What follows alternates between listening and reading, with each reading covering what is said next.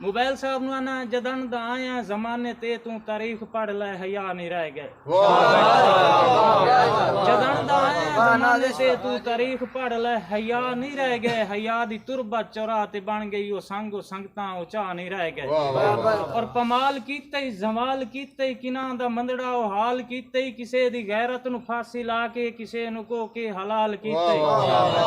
और जमाना बदला है सोच बदली किसे ते कहनू विसा नहीं रह गए जदन दा आया जमाने ते तू तारीख पढ़ ले हया नहीं रह गए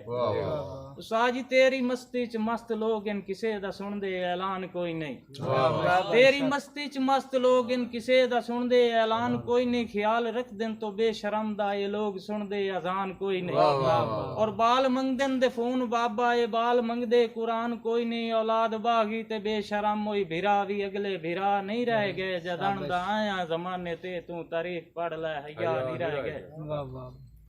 अमन दा दुश्मन जदन दा आया है अमन नहीं रह गए अमन लुटी गए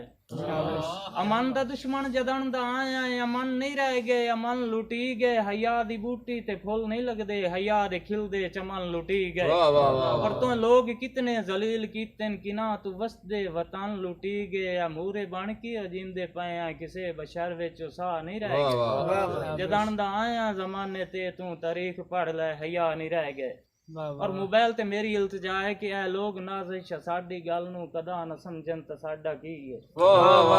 ए लोग नाज़िश साडी गल नू कदा न समझन ते साडा की है कर दे जिंदगी बेकार वत दिन सलाह न समझन ते साडा की है